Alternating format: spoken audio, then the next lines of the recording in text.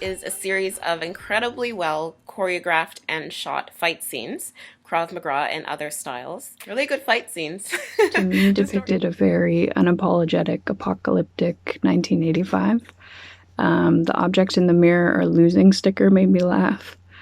To me, this short is a 15-minute live action comic. It had that kind of feel to me.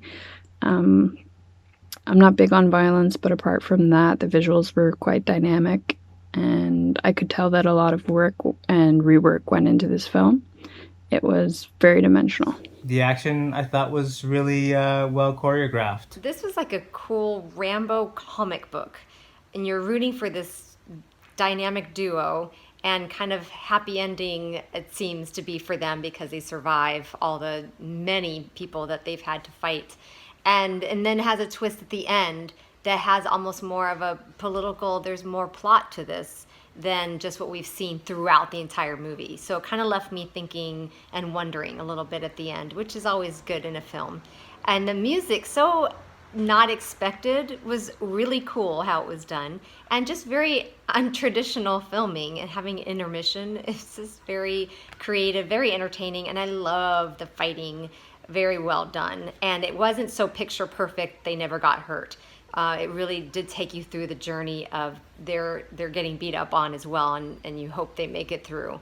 So it was very enjoyable. I found this one very bold, audacious, and daring. It was a great experience to watch this one.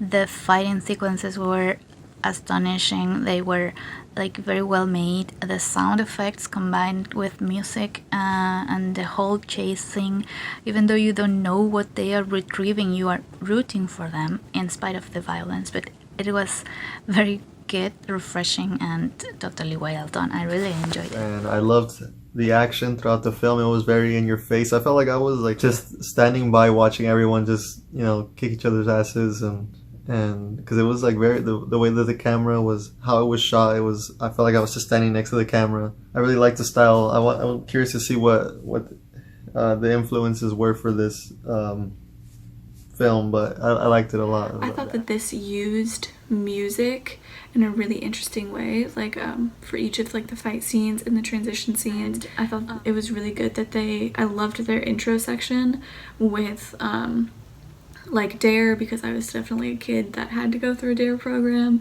So I thought that doing that and then weaving that into setting the scene and setting the like tone of it, like setting the background and where you were dropping into the story was really, really interesting. I thought it was well done. I'm a fan. I really enjoyed this piece. I felt like it was just nonstop, like kind of pedal to the metal action on a low budget, and it really showed how you could do that.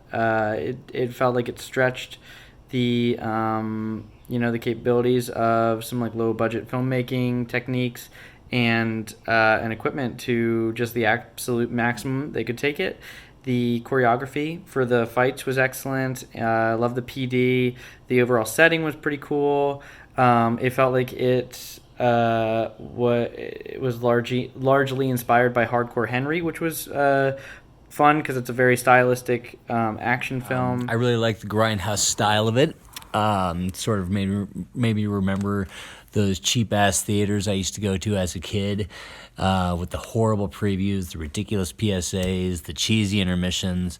And like those films, you can really get a long way with low-budget production, a good soundtrack, and the retro style of print quality. It makes it very nostalgic, and even though the storyline was just sort of comparable to sort of a live-action video game, it was very fun to watch in terms of the surreal horror.